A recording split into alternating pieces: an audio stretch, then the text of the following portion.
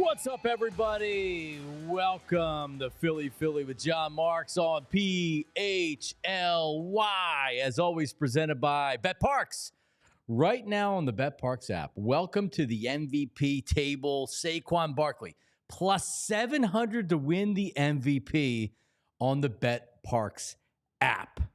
Wow. I had predicted a close Eagles win. I felt like that the Rams defensive line was going to create some havoc and maybe some sloppy football, but it'd be a close Eagles win. 7 straight, dominant fashion, and we're now seeing the formula. Jalen Hurts plays mistake-free football, makes great throws, makes great decisions, does some running and some tush pushing. The defense dominates, and Saquon Barkley is the best running back and one of the best weapons in all of football. That is what you saw again last night against the Rams on national TV. And, I mean, really, it was much more than that. Saquon Barkley, what we're watching right now, is if you remember back to a couple of his performances against the Eagles when he was a Giant, where he would take like a wheel route and accelerate and run past everybody and turn it into a huge gain, or is running. We knew Saquon Barkley was talented. I don't think we remembered how talented he was, or we ever really saw his talent because he was playing for the Giants. He was playing for a team that didn't have a great offensive line, didn't have great quarterbacks, didn't have great talent around him. Well, he's got all that right now, and he's the team's best player. 302 yards last night, 255 rushing yards, 26 carries for 255, 2 rushing touchdowns, 2 over 70, 4 receptions, 47 yards, 302 total yards, a league-leading 1,649 scrimmage yards, on pace for 2,151 rushing yards, which would be an NFL record. Now, the last time I said this, I started off by saying apologies to Derrick Henry, because Derrick Henry was going through a stretch that was amazing. But this time, there's no apologies to Derrick Henry. Saquon Barkley is the best running back in football. The Eagles' decision to sign him, not only to sign him, but to target him. It's one thing if you had interest and you wanted to see how the market played out and it said, you know what, it's a pretty good value. That's not what the Eagles did. The Eagles targeted Saquon Barkley as the guy they wanted to bring in as their biggest piece in the offseason. This after the team totally crumbled and collapsed from a 10-1 start last year. They said, how do we get Jalen Hurts being back to the Jalen Hurts that helped take us to the Super Bowl in 2022? You add a running back like Saquon Barkley, and you run your offense through him. That's what the Eagles have done this year. It's the best decision of the NFL, in the NFL. Signing Saquon Barkley is the best decision that any team has made in the NFL from this past offseason. You should now also be making a case for Saquon to win the MVP, as we mentioned. And honestly, ask yourself this question. Who in football has had a bigger impact on their team? It's usually the quarterback with the biggest numbers and the most wins. That's who's normally the MVP. Jared Goff has been great this year. He's not the MVP. Lamar Jackson, he can't beat the Steelers. I'm sorry, I'm not giving him another MVP if he can't make it to a Super Bowl and he can't beat the Steelers. And by the way, the Ravens have 4 losses. Pat Mahomes, great player, not having a great year. Chiefs are great. Josh Allen's the favorite to win it, and he's been absolutely fantastic. But for a non-quarterback to win the MVP, it has to be more than just a special season, which Saquon Barkley's having. It has to be historic. Ladies and gentlemen, Saquon Barkley's having a historic season. The last non-quarterback to win the MVP was Adrian Peterson back in 2012. He was having a historic season. Saquon's on pace to break the NFL rushing record and is clearly the best player on the team. He's elevated this offense. It's unbelievable. So you want reasons to feel great about this team? You watched last night. It was gave you a little bit of everything. Mistake-free football. Jalen made some big throws. A.J. Brown's a stud. The defense is smothering and dominant. They early got to Matt Stafford. Because, yeah, the offense was okay, but they couldn't finish drives. How about this? Nick Sirianni taking 3 points 2 times in a row? Wow. Unbelievable. I was shocked when he was doing it. I'm like, hold on, you're taking the field goal? Wow, taking another field goal. The Eagles were driving. They just couldn't finish off the drives in the red zone. So it was good to see them put it together. I think that was their best performance of the year as far as playing complementary football. And special teams, yeah, they were fine last night. Jake Elliott made his field goals, but the defense was great. The offense was great. This right now is a great team. They've won 7 straight games. The defensive line, the linebackers, Nakobe Dean, again, showing a lot of people that they were wrong, including me, about Nakobe Dean. He's making plays in the backfield. He's sacking the quarterback. He's good in coverage. Zach Bond had a couple of plays again last night. The secondary, for the most part, you didn't hear a lot about him last night, except for Slay going off the field multiple times, and for the last time with a concussion. So we hope he's okay. But when he goes off the field, the Eagles are usually okay. Quinyon Mitchell, I don't think he gets charged with that touchdown last night, that late garbage touchdown, because they were playing zone. But another great game, another great game for the Eagles defense. Chris Collinsworth was talking about it at length last night with Jalen Carter. He got double teamed on 70+% of the snaps, or on passing down 70+%. Milton Williams sacks last night. Brandon Graham. And I didn't realize this last night. It kind of flew under the radar. Once they were leading in the second half, now I'm getting stuff ready for the morning, so I got to be up early. I'm packing my bag. I'm mixing the chocolate milk for the kids when they wake up. So I knew I remember him going out of the game. I didn't know that it was something that was serious. Brandon Graham has torn triceps and is out for the season. Do we have it, JP? Here's Brandon Graham after the game talking to reporters. I swear he's there. JP's in for Tyler this morning.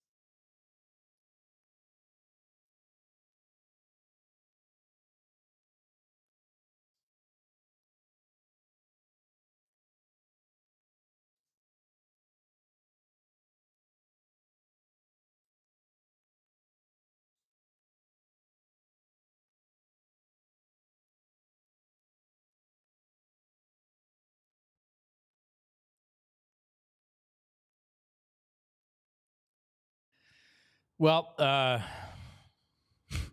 heartbroken for BG, the season that he's had, which initially was supposed to be his last season. I didn't, going into this game, I didn't think it was his last season based on some comments he had made. He's been playing at too high of a level, unless he wants it to be, right? Which obviously then is completely understandable.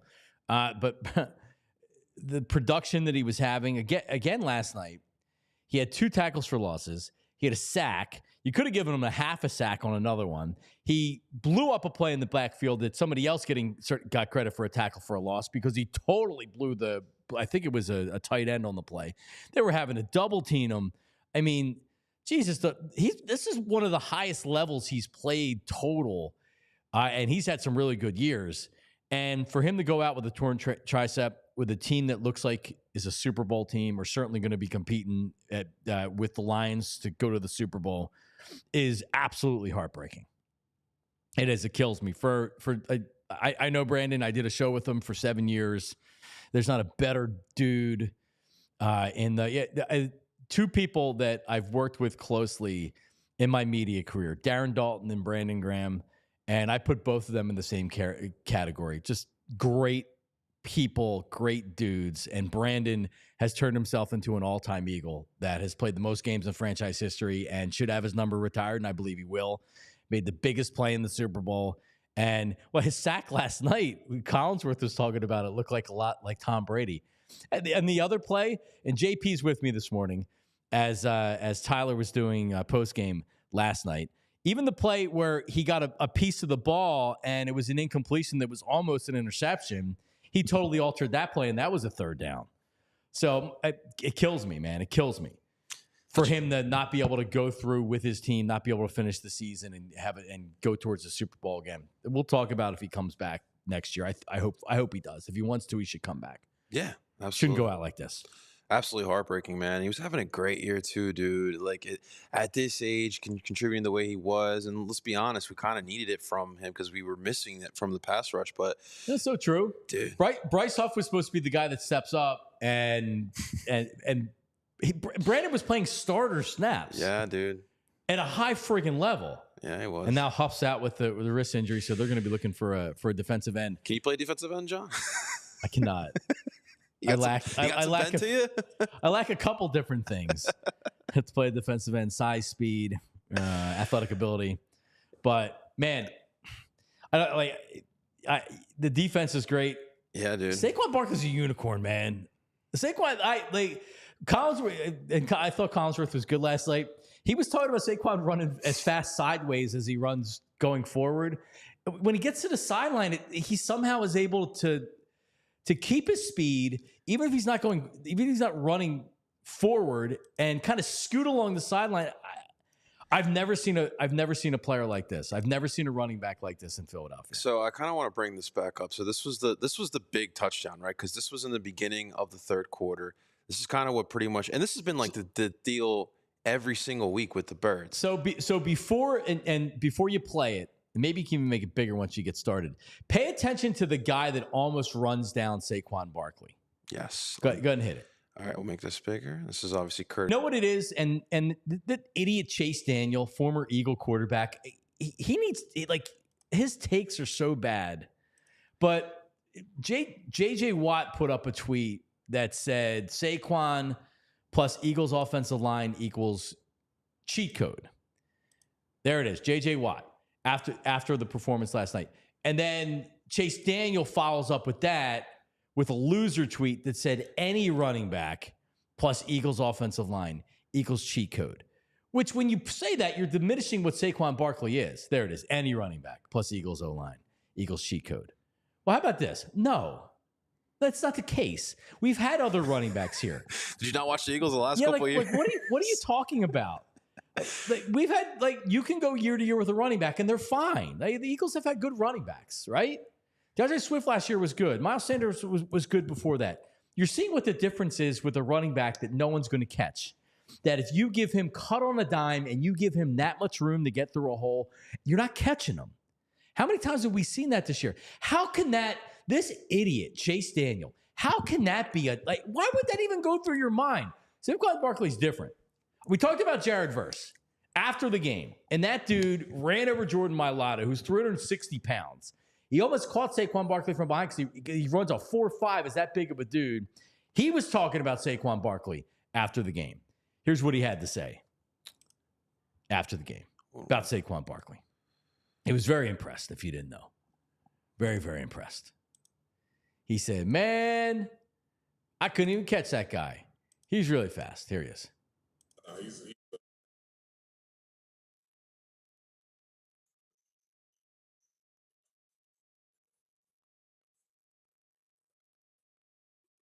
And by the way, we normally do headlines. We'll do a little bit later on in the show. Headlines is always brought to you by Glatt Hair Restoration. Best in the business. You want your hair, you can get it with Glatt Hair. These are real results right here. Glatt Hair Restoration, most experience, most success. Something for all stages of hair loss. It's not just about hair restoration. It's about innovation. 610-980-4000, glatthairmctr.com. Christian McCaffrey, when he was on his run the last 2 seasons, was an amazing running back and was the best weapon in football. Certainly from the running back position, but you can make the case Tyreek Hill, Christian McCaffrey. It's just a matter of what you like. That's Saquon Barkley. No one's doing what Saquon Barkley's doing. Derrick Henry, and you can put him right there, maybe 1A and 1B. Derrick Henry's an amazing back. He can take it to the house like that. No one's had an effect on their team like Saquon Barkley has. No, I mean, he's an elite running back. And the thing is with that tweet is Miles Sanders and DeAndre Swift, those were the 2 examples before Saquon Barkley. And they played better in this system because, yes, this offensive line in the system was better. But you can't watch the last 2 years and then watch Saquon Barkley and say to yourself, Saquon Barkley is just flat out elite. We just showed that touchdown run, John, and there's been a bunch of touchdown runs like that where when Saquon gets that second to the secondary, Gone. dude, yeah, he has got another gear that a lot of running backs just flat out don't have. This man can run in between the tackles. This man can run outside the tackles. This man can catch. This man can pass block at an elite level at everything. And that's why he should be stone cold in the MVP conversations, because this Eagles' success right now is a large part in due to Saquon Barkley. Yeah, now he will, and if he keeps putting up numbers like this, he probably wins it. Yeah, I 100%. If he runs for 2,000 yards, he probably wins it. And dude, come on. Like, it's kind of cool to see a running back taking over an offense again, like in the 2000s and 90s. Dude, this is what I grew up on. This is awesome. Is there anybody that's not watching? And you also think about this. He dropped that ball, and it cost him a game. And if they don't drop that, they probably have one loss right now. Nobody's thinking about that. The way he owned it, and he rebounded, doing what he's doing right now. I remember that night, and I remember Rat Giant fans, and there's a couple of them out there that are watching the root against Saquon Barkley. Of course. That loser Sean Marash that works in WFAN in New York, who was celebrating afterwards. Oh, I told you he's a loser. You're a loser. All the people out there that said it was bad business to sign Saquon Barkley. You don't pay that kind of money to running backs in the NFL. Blah, blah, blah, blah, blah. Nick Wright, Eagles are missing the playoffs. And I hate to even publicize him or bring his name up because he's just a take machine and he's just putting takes out there or whatever. But when the Eagles signed Saquon Barkley in the offseason, this wasn't a celebrated move. This wasn't what a great signing by the Eagles. Man, he'll really take pressure off of Jalen Hurts. Oh, like that's really smart by Howie Roseman. There was a lot of head scratching. Yeah. There was a lot of people are questioning it. Well, yeah, you don't pay running backs like that. You do. And guess what? We got a long way to go. With Saquon, you've got to always worry about the ankle and other injuries and things like that. And next year, for this year, this has been a slam dunk. One of the best signings that Howie Roseman has made. And he's made a lot of good ones, man. He has. This is a train right now. The Eagles right now are rolling. Yeah. And you know, John, it's always about the trends, right? And like, yeah, Saquon Barkley, star running back, but this isn't like Le'Veon Bell going to the Jets. Saquon Barkley was going into a situation where he was going to one of the best, if not the best, offensive line of football. There was weapons on the outside for Jalen Hurts. So all Saquon Barkley was doing was coming and adding a different dimension, which has become the face of the Eagles offense this year. This was by far Howie Roseman's best free agent acquisition, and you talked about it. There's been some really good ones, but when you consider the fact that this man's kind of changed the face of this offense, this is what this offense kind of needed as well going into this year. Man, did they ever?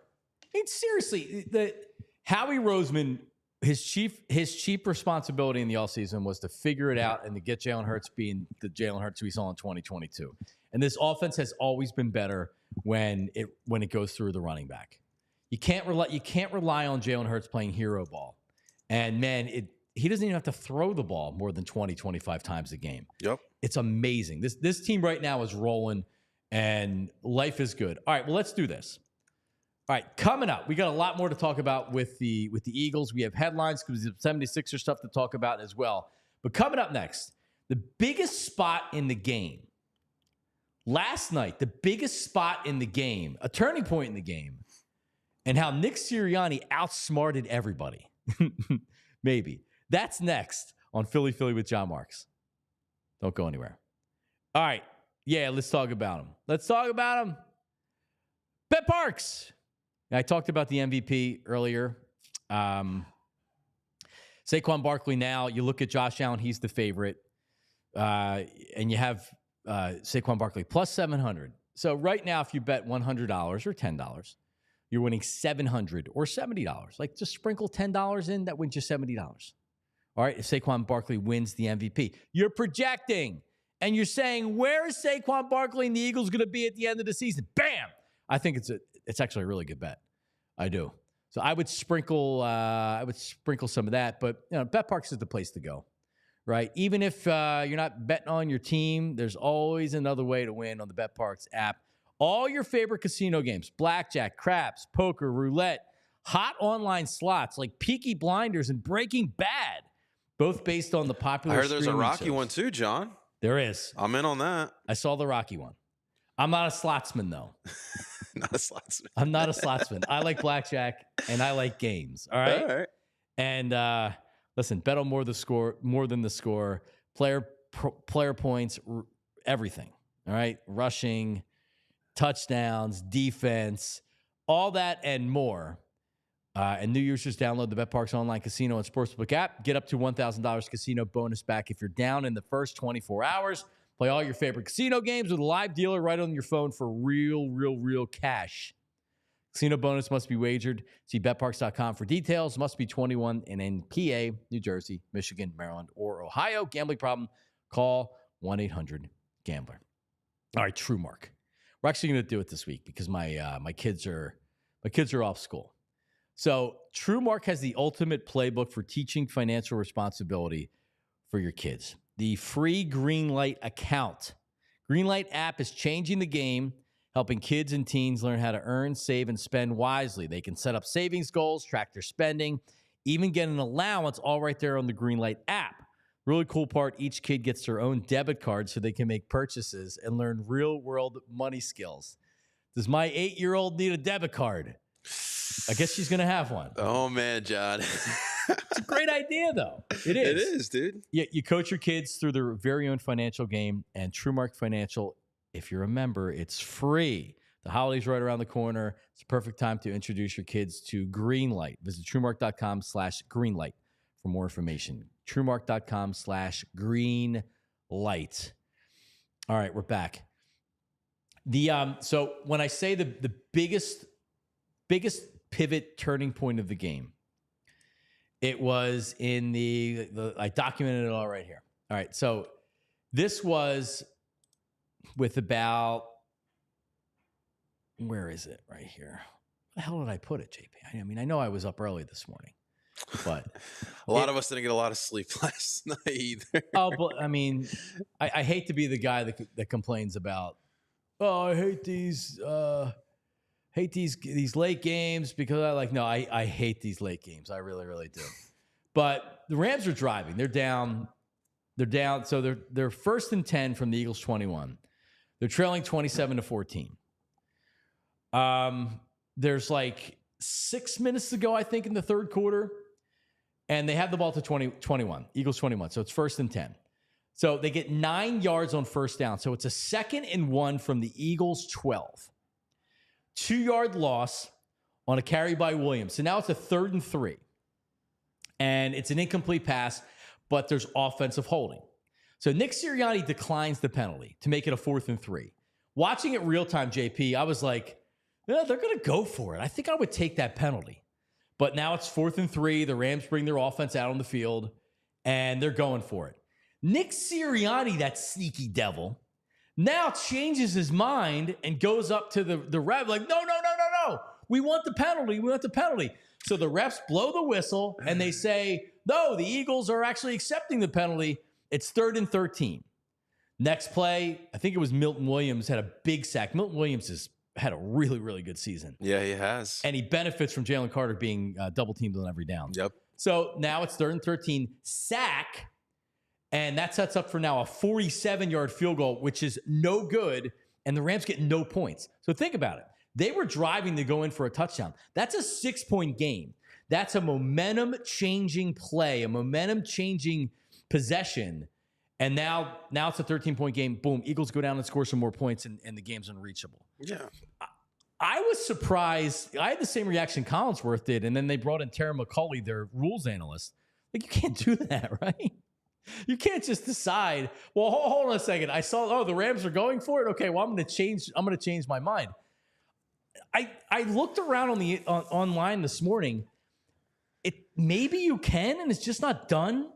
I know it's been, I read somewhere it's been done a couple times this year. Mike Tomlin did it earlier in the year, but it wasn't on purpose. It was that he was just wishy-washy about the call, and then he changed it. If you look at an additional camera angle here, Nick Sirianni, this was calculated. Yeah. He wanted to see what the Rams were going to do. It was calculated. And when he saw they were bringing him back out, that's when he accepted it. It's Nick Sirianni Kaiser Soze. Do you know the movie Usual Suspects? I do not. Well, then you won't understand this. But for everybody that does, Kaiser Sose is Nick Sirianni because Kevin Spacey plays a character, Verbal Kint, who is like this guy that walks with a limp, and he is like an idiot. And what he ends up being is the mastermind of everything that was going on. And you figure it out when he stops limping and he starts walking as he gets into the limousine. Nick Sirianni last night with that decision went from being Verbal Kint to Kaiser Sose in one fell swoop. So you're saying he's a genius? No, but I mean, yes, that's what I'm trying to say in the yes. Hey, I don't know whose idea it was, but he executed it perfectly. I mean, it does come off like a stu nod sometimes. So yeah, it's not. Listen, like I said, I'm not trying to. I'm having fun here with it, but I mean, it was very effective because 4th and 3. That was a big point. It was a big play, and if they convert there and they go in for a touchdown again, that's a different story. And I was like, you should take that penalty, man. They're going to go for it on 4th and 3. The last thing you want is for them to go for it there. Take you 3 points, a 13-point game for them for the Eagles to be up 10. That's great, especially with the way they drove down the field. But I mean, I wasn't thinking at the time, push them back to where they miss a 47-yard field goal. Even though the Rams kicker has sucked this year, and McVay has lost a lot of confidence in him, he's been deciding not to take kicks because he lost confidence in him. Yeah, man. I mean, the defense obviously is another big part of the win yesterday. I mean, all these past couple of weeks, they keep getting talked about, and it's for good reason. You have some good young players that have been stepping up, but like we knew going into last night that the Rams offense, they were going to get their chunk plays. I mean, and you saw that they were doing a lot of the bootlegs, right, the end rounds, and just using the width of the field. But when it mattered most, John, this Eagles defense made some big plays, man. I mean, you held a Rams offensive passing attack that averaged around 255 yards in the air this season. You held them to under 200 yards passing. And I wonder how much of that was on that last drive where they were just dinking and dunking all the way down. That's how they got that 7 points. Spot on. 0 for 8 on 3rd down, dude. Like, that's huge. That's crazy. I didn't realize that. And then, of course, you brought up some of the sacks, but 5 sacks for 45 yards. And that's something, obviously, that the Eagles have been struggling with. But as of late, they have been getting to the quarterback and getting some pressure. And, look, the secondary, it does deserve a lot of credit like it does every week. Every week, especially like this, yesterday was a tough challenge when you have Kupp and Nakua. That's a really tough challenge, and they went up. And, dude, Darius Slay going down. I know some people are fatigued with him, but that's a big loss, too. And they were picking on Isaiah Rodgers a little bit, but at the end of the day, they held their own. And this defense, it's pretty good, John. It is pretty good. Need some edge rushers, but they are pretty good. They need somebody stud. Josh Sweat had a sack last night. Losing BG is such a. Oh man, dude. I had a parody song for BG worked out and everything. You don't have kids yet, but you know "Let It Go" from Frozen. Let it go, let it go. BG don't go, BG don't go, unless Howie tells you so. BG don't go, BJ don't go. Yeah, I mean, we can still do it. Yeah. There's no reason he has to retire. I think he will, though. I don't think he's going to. You don't think he retires? I don't think he wants to go out tearing his tricep. I just like, dude, at some point your body's just like, yo, bro, we're done. I know, but was he really? I don't think he was there. You know what it's going to come down to, bro? What's that? Is he like? Can he not go through a rehab to get ready for the season? That's another thing too, man. He's got to go through rehab to get ready for another season. I don't know how. It's not an ACL, so it's not like that. You're talking about a 9-month injury or a year injury, 9 to 12 months. But still, he's out for the season, and it's going to be in a pretty intensive rehab. So, I mean, I don't know, but we can still do the song. Can we also talk about his leadership though? Because like you're at the close to the end of your career. You go through that injury. You're having a fantastic season as well. And dude, you just see him. He's uplifting. He's positive. He's not moping. Maybe take some notes, Joel Embiid. But you can kind of see what kind of leader he is, and that's so huge. Energy. He might not be there out in the trenches, but going to the sideline, seeing BG, especially that smile, so infectious as well, man. That's the type of stuff you love to see from your leaders. Positive energy. Yeah. One of the most positive athletes that I've ever, and it's real. It's not fake. Man, some of those bad years, he would show up every Monday night, and as long as they still had a chance, Carson Wentz's year, Doug's last year, as long as they still had a chance, he said, "I believe in this team. I remember, we just got to get a win." And you're like, all right, well, this team's, you're not making the playoffs this year. But until they were mathematically eliminated, he said the same thing every week, man. He is, you're right, man. Especially with a young core like that on defense. Just think about it. Who's the other veteran player on defense? Wow. Zach Bond, who's like 27. Really, Darius Slay was the other one, but now I mean, kind of Slay, yeah, right. And like you almost separate defensive backs from the front seven, right? But yeah, like and Slay, I wouldn't call Slay a good leader, but I think he's good for those guys because he's young, he's got swagger. He's unbelievable. Yeah, he is. He really is. All right, so a couple other things here. Nick Sirianni now, 43-19 as Eagles head coach. Second highest winning percentage among active head coaches. Seventh highest winning percentage all time. I mean, listen, I sat here and fired him a couple times this year.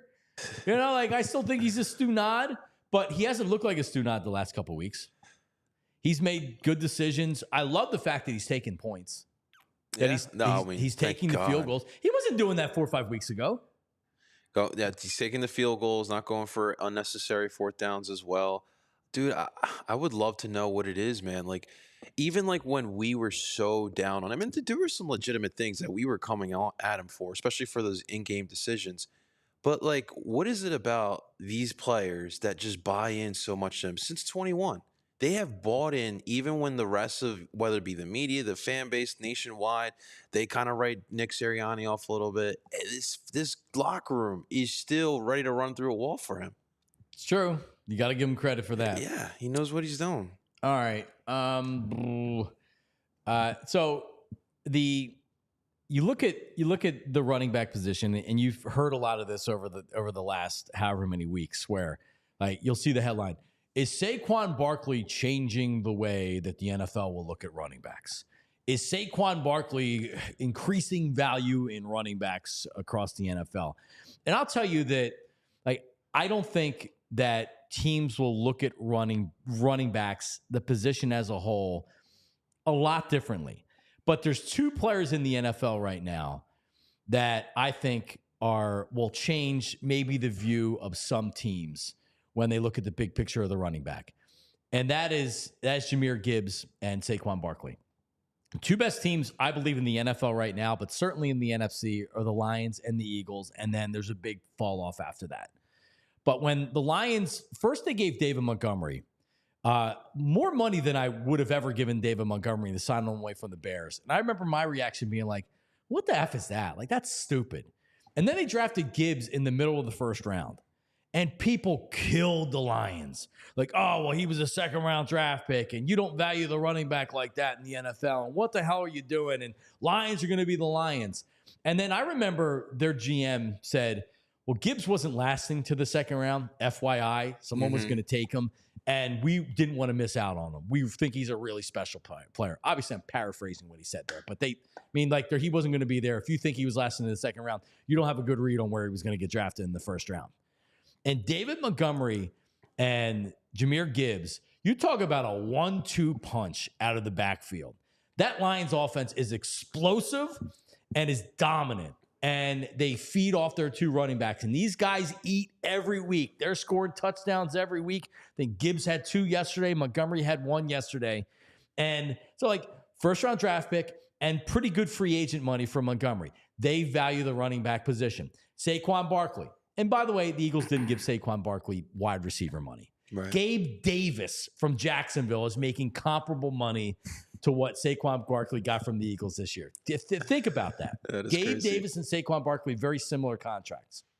All right.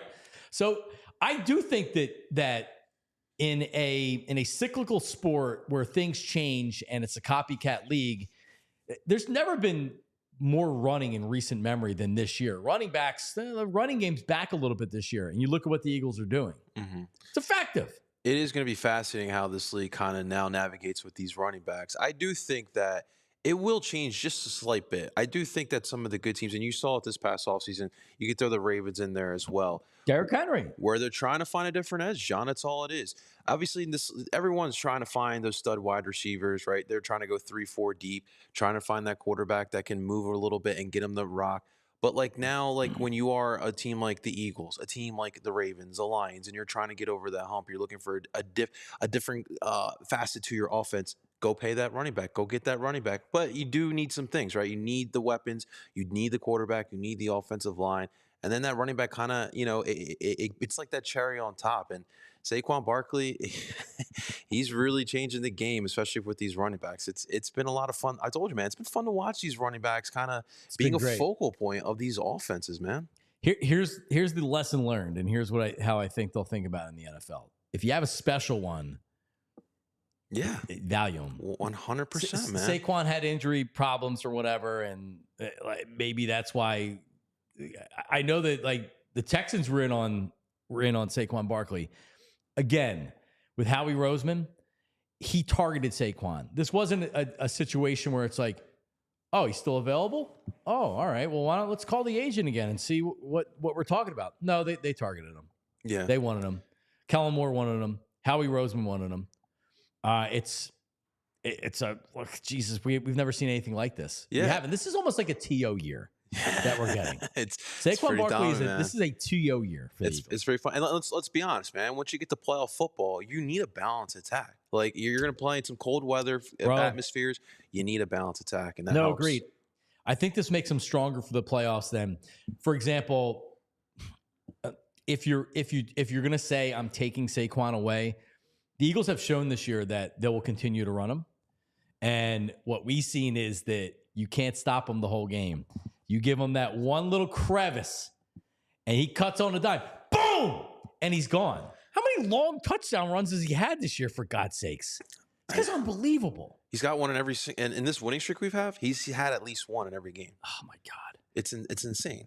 All right, so listen, we're gonna do headlines coming up last here because we do have some thoughts on the 76ers, and the Flyers won a big game over the weekend, and some NFL stuff from yesterday as well. So that's coming up next. Also, the latest on Joel Embiid. When is he going to be back? That is all coming up next on Philly with Jon Marks. Keep it right here. Don't go anywhere.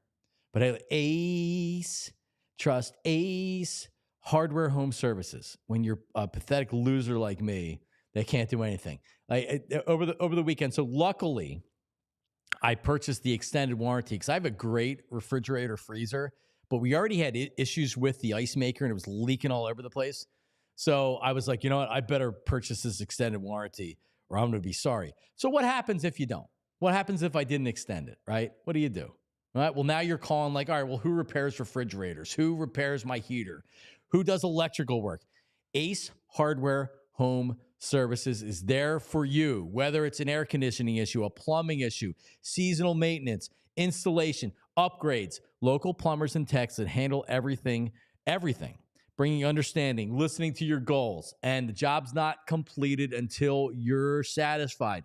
AceHardwareHomeServices.com to get started on your next project. The power of the Ace brand, striving to be the best, most trusted provider of home preservation services. And again, wide range of residential maintenance, installation, home repair services, plumbing, heating, cooling, electrical, free estimates on equipment installation, replacement, trusted advisors and options that are best suited for your home and your budget. Emergency services, the toilet's overflowing. It's a Saturday night. What do? Ace Hardware Home Services. Service you can trust. Satisfaction is guaranteed. They'll make it right no matter what. AceHardwareHomeServices.com. Check them out. All right. C-Jam. Market is probably on the chat right now. C-Jam Construction. He is. Yeah. Normally he's up here. So we're talking about family-owned remodeler specializing in decks, bathrooms, and flooring. Their goal is to help their clients alleviate the challenges and frustrations that come with home remodeling. So like me, I've pretty much redone everything in my house except the bathrooms. They're last. So I got 3 bathrooms that if I can start making some money again, that I'm going to need to get redone, right? So who am I going to reach out to, right? Well, I'm going to reach out to C-Jam. Here's a couple reasons why. A, amazing job. I've seen pictures. I've seen some of their work. Amazing. But also, like if you're saying like, hey, I need to get a new deck. I need to get my bathrooms done. I need to get new floors in my house. Hey, who's the company that Philly with Jon Marks that they talk about? He's a listener. Let's support the community, because really that's what this is. This is a growing community here at PHLY and Philly with Jon Marks. So within our community, let's support each other. Free estimates, South Jersey, Philly suburbs, and flooring. I've seen their work. They're amazing. Call them today for your next home project. 856-329-2933. CJAM Construction. 856-329-2933. Family-owned home remodeler. Check them out online, cjamconstruction.com. Let's support each other, people. That's right. CJAM. cjamconstruction.com. All right. Well, we did have a lot of things that happened over the weekend, including Friday night. We didn't talk a lot about Ben Simmons coming back to town because, well, listen, I'm over Ben Simmons coming back to town and booing him. But he got a nice hearty boo, which I just don't think about him being booed. But yeah, no crap he was going to get booed. Sure, he's going to get booed. But the Nets come to town. It's like, all right, this is a game that the 76ers should win. It's not, like Joel Embiid's going to be out there. Paul George still isn't going to be back, but it should be a good game. Well, we find out leading up to the game that Joel Embiid will not be back for the game, as he is dealing with a knee issue, or his left knee swelling. So he was ruled out before Friday's game, and they said at the time he's also going to be out for Sunday. Nick Nurse followed up yesterday, said it was a little bit better. Next game's Wednesday. I don't believe that he's playing on Wednesday, based on what Nick Nurse said yesterday. Paul George could be back. Who knows? A lot of people prior to the game, I saw on social media, like Howard Eskin even said that he was afraid of the boos. He's not injured. He's afraid of the boos or whatever. So I'm just going to remind everybody, Joel Embiid is never going to be healthy. He's always going to be dealing with various injuries, including this left knee, which most likely is going to be problematic for the rest of his career. If he's having swelling right now in his knee just after playing a game, I don't know if this is going to lead to surgery or an extended period of time where he's not playing, either right now or later on in the season. I think we have to plan for that based on everything that we're seeing. He can't even play more than a game without him having problems with his knee. I don't believe for a second that he was afraid of the boos. Sure that he wouldn't have wanted to deal with all that nonsense, but the dude's hurt. The dude has a bad left knee, and it's not going to be healthy this year. So he's going to be trying to play through the soreness, the swelling. Does he need more surgery? Does he need, I don't know. But 76ers fans, welcome to 2024, 2025 Well, season. John, at least, our crypto's fine, okay? That's all that matters. Oh, that was a bad look, too. Because that came out right before the... And by the way, haven't athletes learned about promoting crypto? Didn't that bunch of them get sued because that crypto.com? My reaction. Buy your crypto right now at whatever website he says. Yeah. Well, by the way, also I know crypto's doing really well right now, or Bitcoin's doing really well, but this was such bad timing, man. This whole city, this whole fan base is tired of it. NBA pundits are killing you. And this is what you put. I know he's a troll. I know he doesn't care about this type of stuff, but this isn't the time, man. You're at the lowest of the low. Come on. You know what? Whoever tweeted that out there, and it's not Joel Embiid, that was a timed tweet. It was probably scheduled to go out at whatever time for whatever his deal is that he gets. He has to do a certain amount of tweets. Yeah, it was terrible timing. But what is it? What does it matter? McCain looked great. They beat the Nets. They got smoked by the Clippers yesterday. The Clippers are a better team without Embiid and Paul George. Paul George back on Wednesday, maybe. I mean, at this point, who even cares? I'm not going to go crazy. I'm not going to be screaming and yelling. I'm not going to put my head through a wall. Can this team come back? Can they win when Embiid comes back and he gets healthy and Paul George comes back and everything's great and they make a run? If you're saying that right now, just stop. If it happens, it happens. That's great. Just stop. I don't want positive talk. If you want to do your positive talk. That's fine. Right now, I'm just out. Can we relive this moment though, John? Because this was the highlight of the week. So yeah, so Ben Simmons. Somewhere I've seen this before. We don't need the sound.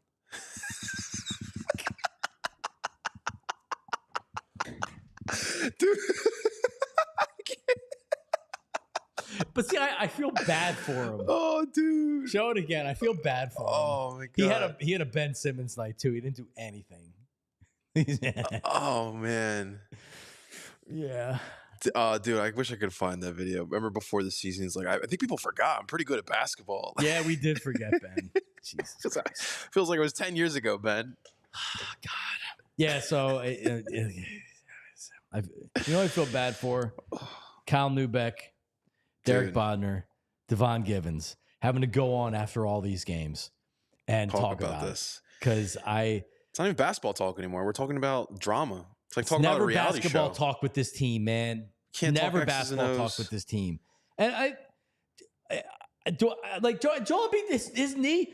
How many games is he playing this year? 20? Bro. Like seriously, if he's not having surgery right now and it's just swelling, then what? He plays another game or two and then he can't play again because he's injured. The dude's injured. Is there a betting line on Bet Parks for that one? Over under how many games he plays this year? I mean, honestly, there should be. There should be. Sixers are 3-13. You know what sucks too, John? Is like Maxey and McCain, like, dude, they're both like a huge ray of sunshine. But like here comes this dark Joel Embiid cloud that just like negativity brings over everything down, brother. It's true. It sucks, man. I'm watching the game on Friday night. And I'm thinking, God, like I should be excited after watching this game, but instead, then it's the Joel Embiid question. When's he going to be back? When's Paul George going to be back? So real quick, Jim Montgomery in the chat goes, Real Housewives of the Wells Fargo Center. What's up, Jimbo? That's my buddy Jimbo. That's good, Jim. Yeah, it is. It's been like that for however long. And it sucks. And it's more than just Embiid's injury because he's a flake. He didn't get it. Oh, what else happened on Friday? Wasn't there something else that happened on Friday where my head exploded? We didn't have a fight this week, that's for sure. No, but I thought something happened where there was a story that came out where maybe I don't even know, but like he's searching for the snitch or whatever. Oh yeah, he's super concerned about that. Do you have Maxey real fast? Did I give you that, the Tyrese Maxey video? No, I can find that though real quick. It's okay. Don't worry about it. Maxey more or less said after the game, like, hey, we got to move on. And he actually said that they figured it out in the cut. So, and I had said this last week, just because this information gets the Shams doesn't mean that a player intentionally put this out to try to make Joel Embiid look bad. Mm-hmm. Did the organization put it out? That was my first reaction. But with agents and people like that, whether you're an agent of a coach or a player, just talking to if you're an agent and you're just talking to your player or you're talking to an assistant coach or whatever, and you hear like, yeah, they had a team meeting, Joel's late for everything. We had Keith Pompey on last week, and Pompey more or less said like it's an inside joke among reporters of if Embiid's not playing or whatever, they're getting out earlier because they don't have to worry about him being late or something to that effect, right? Everybody knows what's going on with Joel Embiid. So it doesn't mean that the player was like, oh, I'm going to go text Shams and be like, yeah, F Joel Embiid. We had a team meeting because he's late all the time. Good reporters with good information and good contacts and good sources are able to get information. So Joel Embiid searching for some freaking jailhouse snitch so he can shank him is stupid and it's unproductive. It's time to move on. How about you worry about what you can control, which is showing up and being professional? God, I can't stand it, and I can't stand him. It's officially can't stand it. This is Maxey's team now. Like this is full-heartedly Maxey's team. Embiid, this is the Maxey era has officially started, and this is how now you have two young, dynamic, $1 million smile guards, and Paul George works with this team. Yeah, you don't need Joel Embiid. Just stay healthy. It's time to get rid of him, man. It's time to get rid of him. So like Wednesday against the Rockets. That should be a lot of fun. Night before Thanksgiving. Just what I want to do. Watch that team. Watch the 76ers. It's officially the first year. I talk about this with my wife. My first year I'm not going out for the night before Thanksgiving. Oh, really? Yeah, it's about the 15th year I'm not. I'm officially 30, John. Are you 30? I just turned 30 this year, yeah. Yeah, you don't need to go out. It's not fun when you're 30, unless you're single. I did not have fun last year, and I was like, it's time. No, if you're single going out night before Thanksgiving, there's usually reunions and things like that. Even if it's not your reunion, it could be a reunion the year before, the year after, or like 2 years before. So if you're single, it's worth going out from those days. There you go, guys. Not speaking from experience or anything. By the way, PHLY Daily.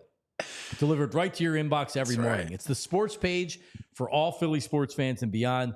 Everything you need to know to impress your friends at work or just catch up with all the news and info. Rich Hoffman puts it together. He puts it in a pot. He stirs it up, and he drops it in your inbox in the morning, usually before we go live at 8 o'clock, about 7:30. And it's free. It's awesome. Good stuff, guys. Get it all PHLY.com. Flyers beat the Blackhawks on Saturday. Listen, man, I'm just telling you, since I became a Flyers fan this year, team's been pretty good. You don't have to shower me with affection. That's okay. I don't need it. Just letting people know. So this is the game winner. How about Michkov with the game winner on Saturday night? Give it to me, JP, courtesy of NHL.com.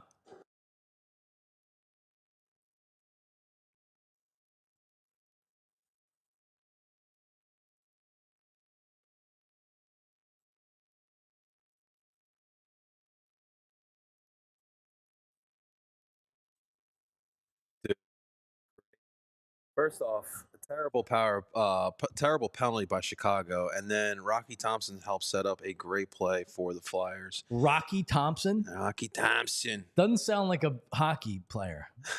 What does he sound like? Not a hockey player, that's for sure. Oh, no, he's a coach. Rocky He's Thompson, a coach. He's a coach. He's an assistant coach, that's why. But, yeah. So great.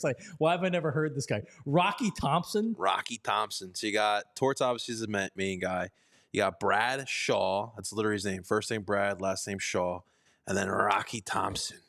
It's a great coaching staff there. Admitted I'm a Zamboner with Jamie Lynch. We started the club many years ago. Sorry, man. I'm still learning. I never heard of Rocky Thompson.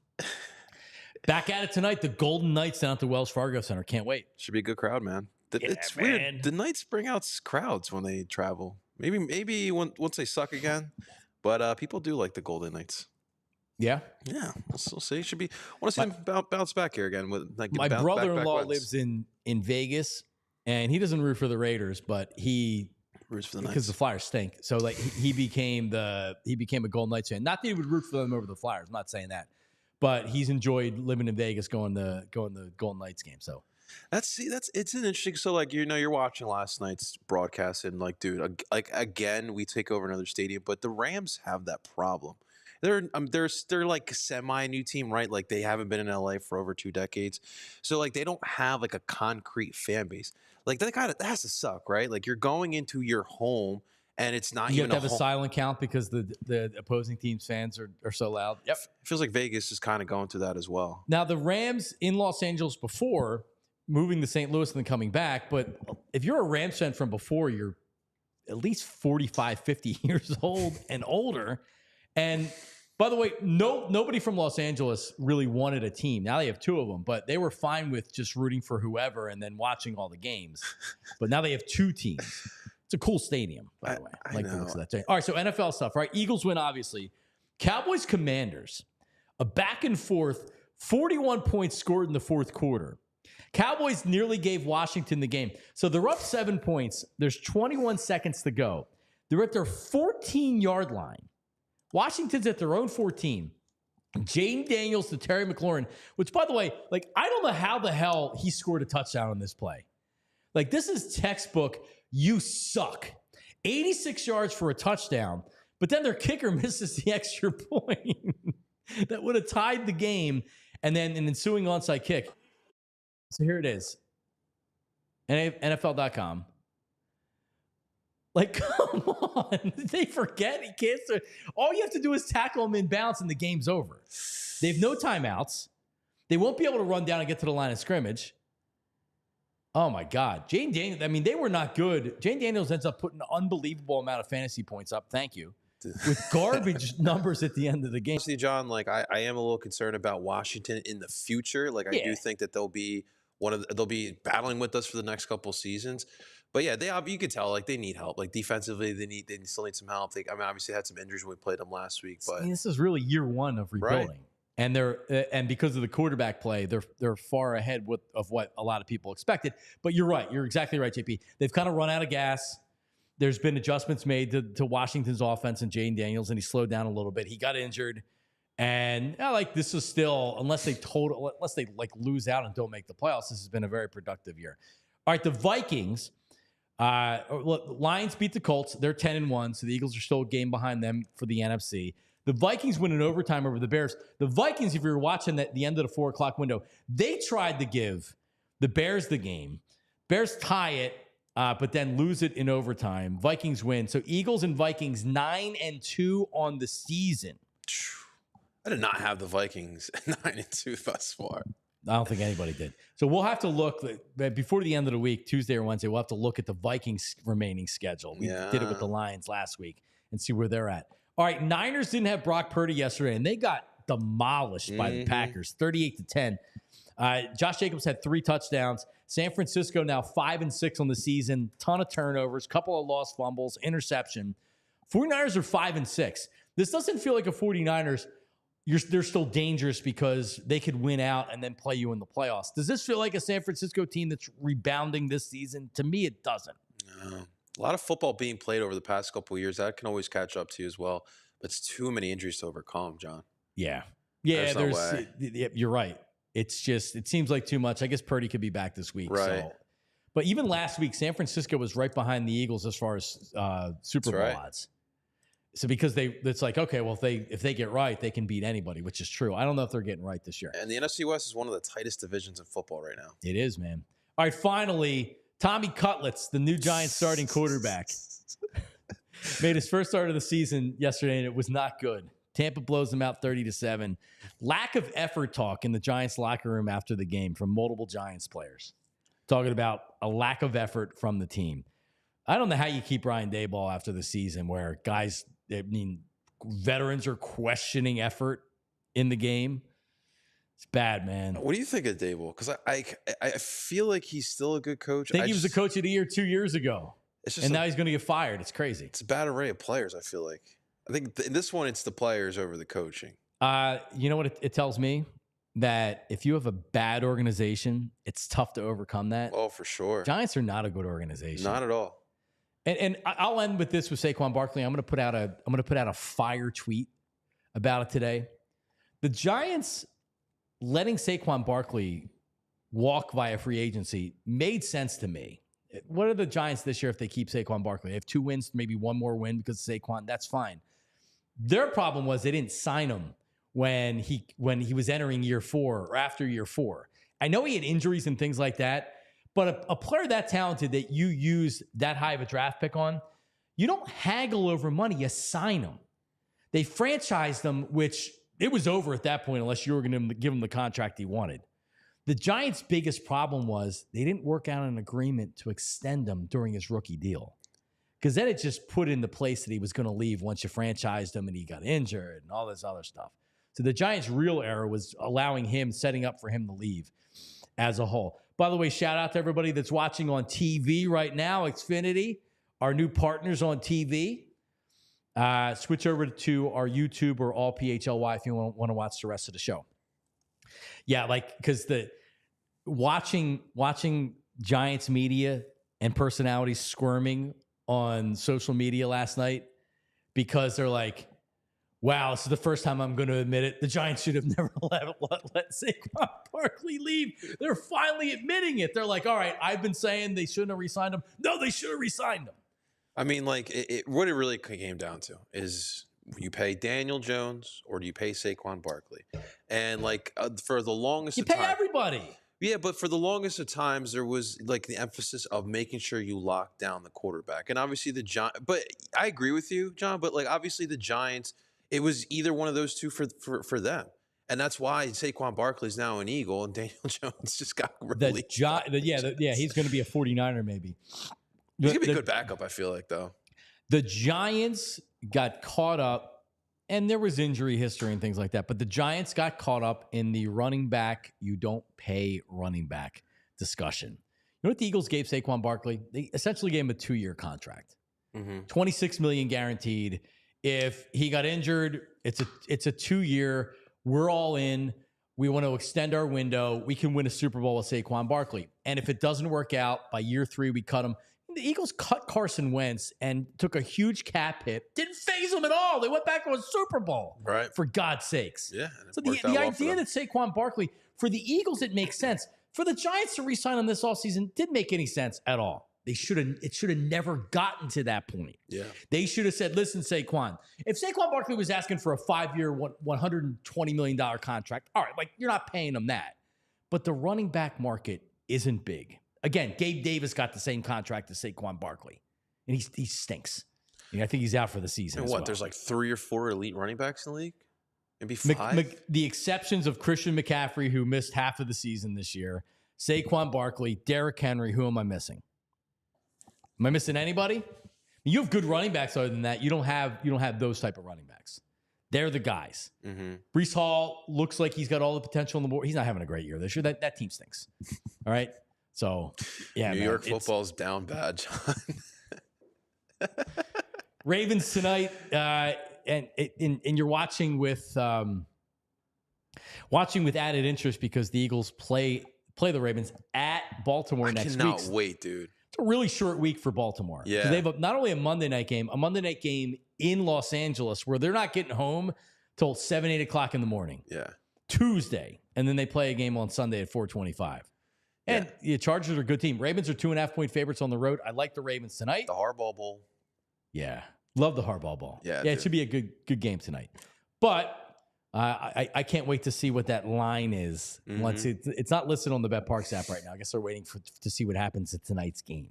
Yeah, but dude, next week for the Eagles, it's gonna be fun, man. Straight fire, brother. It's gonna be great, dude. JP, thank you. Great job filling in today.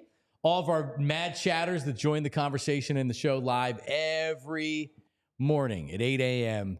Appreciate you as we build the community of Philly with Jon Marks. If you're watching on later on, you can't watch live. That's great. We love it. Comment, subscribe, smash the subscribe button, like, so you get us out in the algorithm for everybody to see. We're growing at an impressive rate. We thank everybody for that.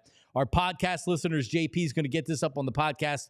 You can listen to it at your convenience, about 9:15, 9:30 every morning. And at some point, we're going to have a listen live button. So if you want to listen to just the audio live, you'll be able to do that as well. Switch over to Ant. He's live right now. His reaction to the Eagles and Saquon Barkley from last night. We'll talk to everybody. See ya. We